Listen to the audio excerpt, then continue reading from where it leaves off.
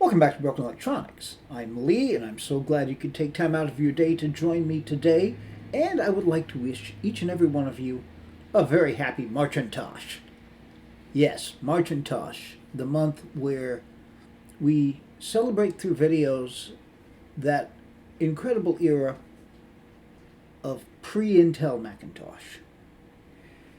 And today I'm going to talk about one of the last PowerPC Macs to be released. And it fits in very well with a series we've had going on the channel. I'm talking, of course, about, let's get the Apple right side up, the PowerPC G4 Mac Mini. The first Mac Mini, the first PowerPC Mac Mini, and the last PowerPC Mac Mini. I'm going to do some storytelling today. I hope it doesn't bore you. You can always skip ahead if you want to just get to seeing the machine booted up. But my own history with Mac Minis. I started using Macs in 2004 when I got an iMac G5. It was actually a gift from my mother. Very soon after that, in early 2005, I purchased a Powerbook G5 15-inch. Wonderful computer. Now, we learned very quickly from that point that the Intel conversion was happening. When I first bought that Powerbook, I hadn't really known that it was going to happen. But it seemed to us at that time, okay, fine, as long as we can still run the latest operating systems, yeah, this is all well and good. I continued using that iMac until early 2010, when I purchased the late 2009 27-inch iMac, for two reasons. One, Snow Leopard had come out, the handwriting was clearly on the wall at that point, and two, that was the first big leap forward. The early Intel iMacs were not really all that different from the G5s. But I kept using that Powerbook. I used that all the way into 2011 at the point where Leopard received its last security update. And I figured at that point, well, okay, time to move on. And I got a 2011 MacBook Air at that point. All right, but how do Mac Minis come into this? And why am I talking about everything but Mac Minis? I had conceived of the idea of having another Mac because my iMac was downstairs in my practice studio. The Powerbook basically stayed in the bag and was carried around with me as I went. But I thought it would be awfully nice to have a Mac upstairs in our house where we could more easily go and look up something on the internet, check email, and that kind of thing, without having to go downstairs. All right. So I decided Mac Mini is the way to go, because I had in that space an old Windows computer, which, first of all, at that point I was sick to death of Windows and ready to move on, and it was just plain wearing out anyway and needed to be replaced. And the Mac Mini seemed perfect. I had a perfectly functional display, keyboard, mouse, all right there. That particular station was hardwired, so Ethernet was no problem at all. So I was faced with a decision. Apple had just come out with the first Intel Mac Mini, the Intel Core Solo version. And I looked at that and said, I don't really see where that is that big an upgrade over PowerPC. At that point, we were thinking, okay, Snow Leopard is going to support PowerPC. We thought that for a long time. So that's going to give us another,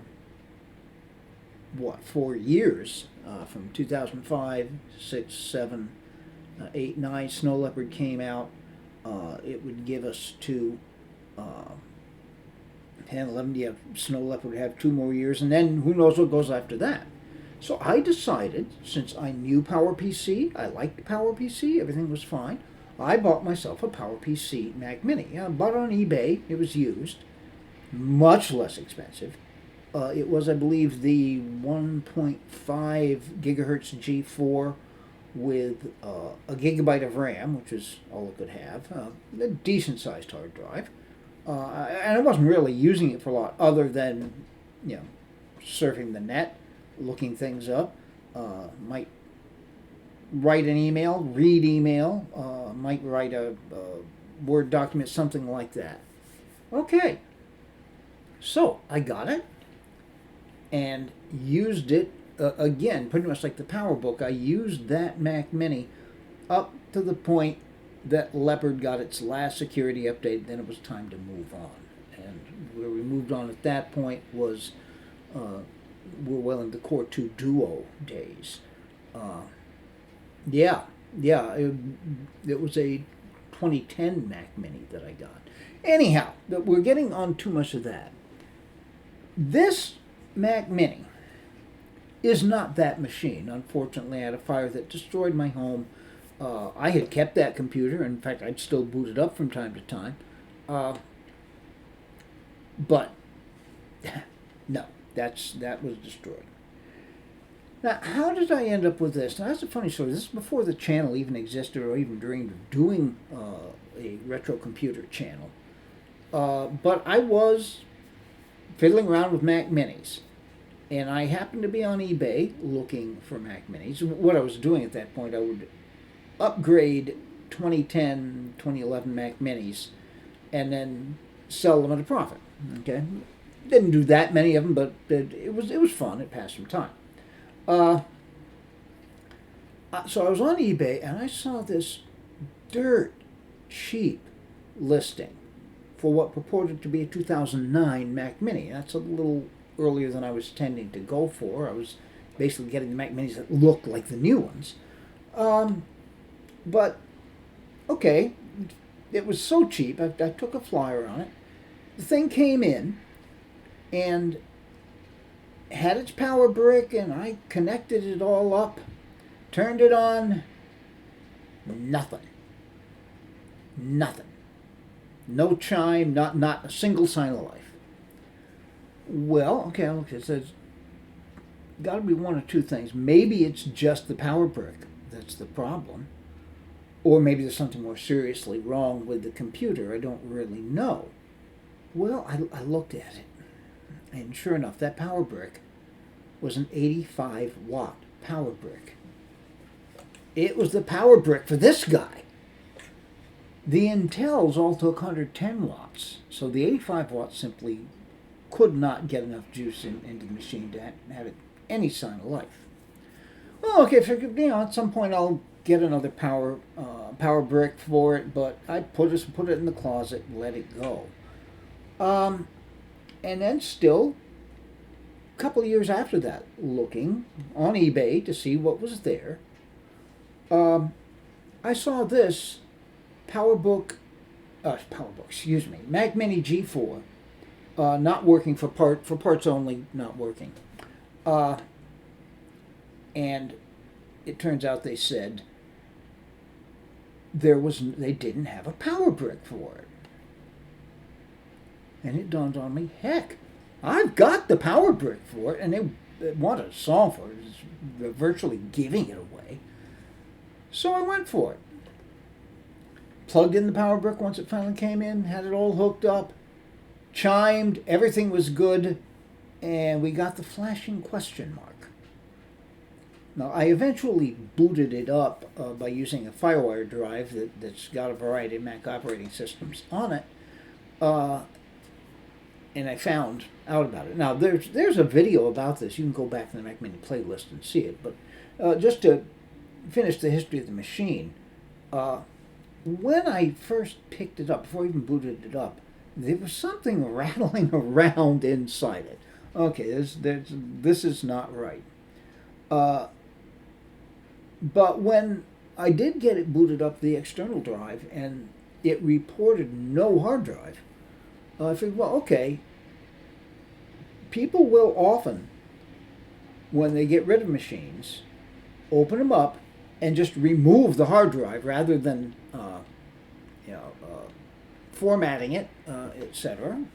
So that's pretty common. Well, okay, why don't I open it up, put an SSD in there, and while I'm at it, I can upgrade the RAM. What the heck? All right. I opened it up. By the way, it's got a sticker on the front of it from a retirement community in upstate New York somewhere. I opened it up, got into it finally. I mean, there were screws missing. There was just, whoever had been in there before didn't really particularly care about the machine. And when I finally got down through, you got to take the optical drive off and finally get down to where the hard drive is, it was there. It just wasn't connected. All right. Well, I put I had the SSD and the adapter. I put that in anyway. I put in the gigabyte of RAM, and you can see in more detail by going back through the Mac Mini playlist. It'd be one of the relatively early Mac Mini videos. All right. Well, I think I've talked enough about the history of the thing. We now need to get this machine booted up and take a good look at it. And if you're interested in seeing that, please stay tuned. Okay, we've got the Mac Mini connected now to the 23-inch Apple Cinebench display. There's no way, at least that I am aware of, to get the dual link on the 30-inch to play nice with the G4 Mac Mini. In any event, we shall press the button.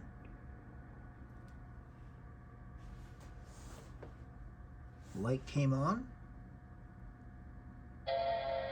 Now I'm timing the boot up from the chime to the point where we're at a loaded desktop.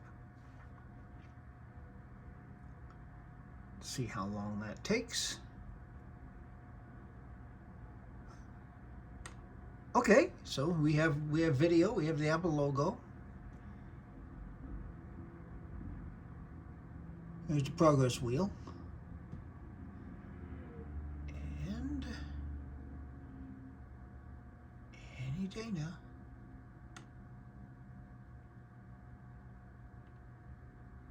This should be pretty quick. I put an SSD in it.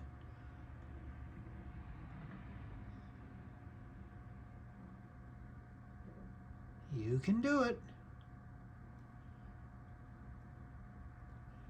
Well, quick, of course, is a relative term, but it's under a minute, and for this.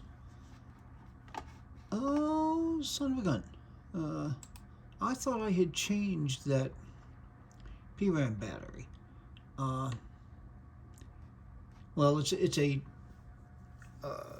2032, so the chances of it leaking are not particularly great. I don't really want to take the thing apart just to change the PRAM battery, but I suppose we will eventually. Okay, we're going to take a look at about this Mac. And we see the 1.25 gigahertz PowerPC G4 with 1 gigabyte of DDR RAM.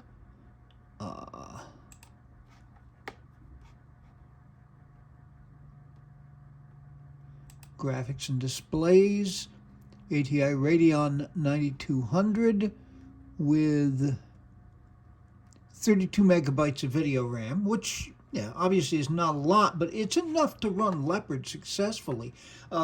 This machine, of course, came out in late 2005, shortly after Tiger was introduced, and then was able to move on to run Leopard. It's going to annoy me that the system clock is so wrong, so let's go down to date and time.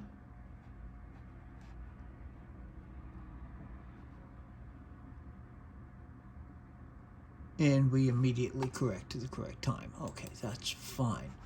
All right. There is Bluetooth here, 2.1. Oh, actually, you know, that may be a dongle that I've got connected. There is no Wi-Fi card. I do have it plugged in via Ethernet. Okay. You know, there's one thing I wanted to point out with this machine up at the top here. You notice the period EyeSight Camera. I had a subscriber who commented in a video about having trouble getting his EyeSight Camera to work. Notice that there's a white dot in the center. That's actually the built-in lens cap. And if we, you're not going to be able to see this, but if I rotate that clockwise, there we go. Now interesting how Aim Buddy came on due to iChat as soon as I activated the camera. Well, in any event, what I'm going to do at this point is dive right into running some benchmarks. Oh, I did want to mention one other thing. I'm sure other people have noticed it, but the PPC Apps Store does have a recent update as far as 2023. The last time I had actually looked at it, the last update was 2018. So it's nice to see some work is still being done on that. I was looking in there, grabbing benchmarking tools such as, come on, we'll get to it, Geekbench.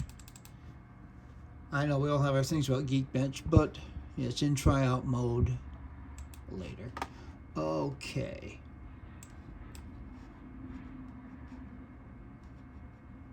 So, let's run the benchmark. This will take a while. Stay tuned. All right, that consumed 7 minutes and 10 seconds. It's not quite as bad as I thought it might be. We can see the benchmark summary. An overall score here of 668. Now, we take a quick look at this with the processor, with floating point, with the memory performance, etc. And we'll check this out, comparing it at least with the first couple of Intel Mac Minis.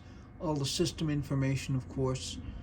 You can pause the video if you want to take a closer look at that. The integer performance, 790. Floating point performance, memory performance. So yeah, I don't think we need to go further into that, and this is already shaping up to be a much longer video than I had intended. Okay, on we go to OpenMark.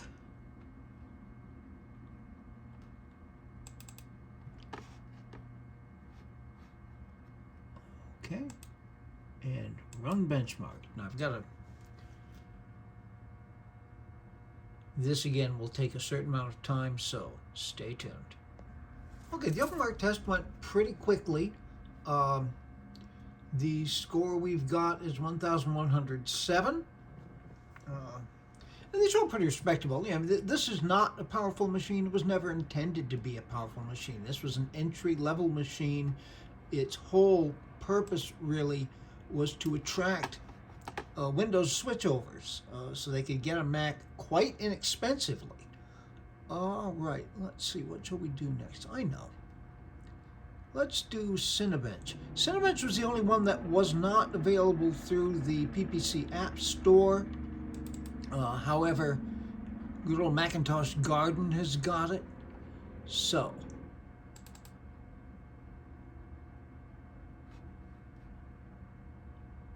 .5.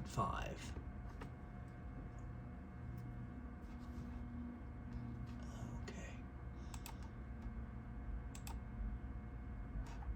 Oh yes, I have to accept that. Okay, so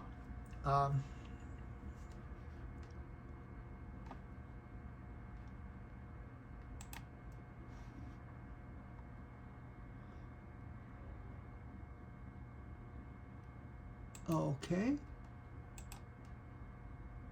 It will run the CPU tests, however. It wouldn't run the OpenGL, which is fine.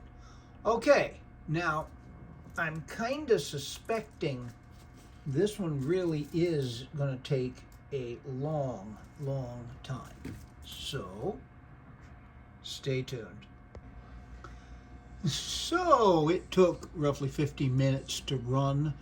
And here's our score, if you can call it that, 0.17 points.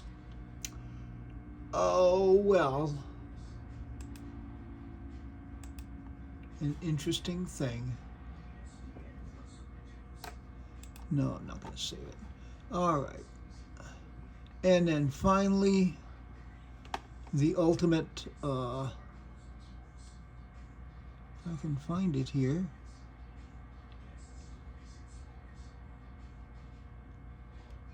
Oh, it's because I'm still in the Cinebench folder. Expension.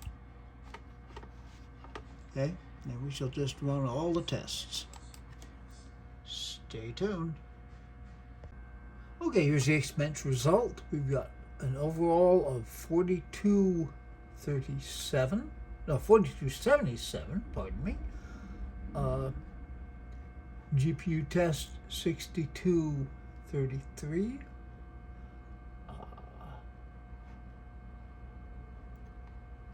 Various other things there. The thread test 4568. Memory test 3911. Quartz graphics 55.86. OpenGL 62.70. UI 18.40. Disk test 8870. No, that's 8370.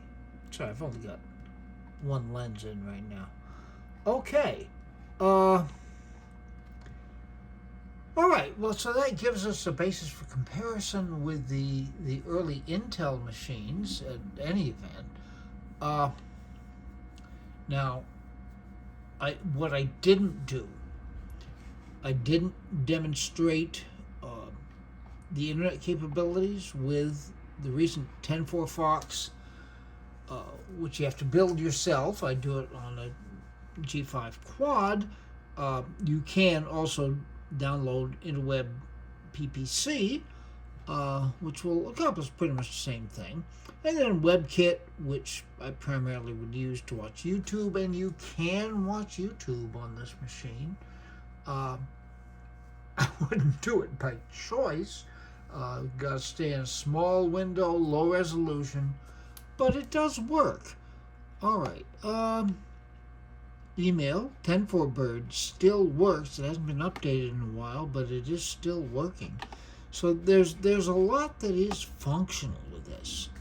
I would have liked to have demonstrated more of what this machine can do, but you know, I spent so much time waxing poetic about my attachment to this machine, which, yeah, I needed to get that out. In any event, be good to other people. They need it and deserve it. Be good to yourselves. Any good we do in this world has to start with being good to ourselves. We can make this world a better place, but it isn't yet, so please take very, very good and careful care. All right. There is Marchant Tosh going on, of course. Once we get past that, we will have the further demonstrations of that Mac Mini collection that we've talked about.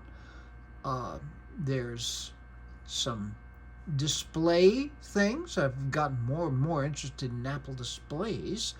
Mac Pro things, of course. There's a lot coming up. But until those things are up and available in the channel, this has been Broken Electronics.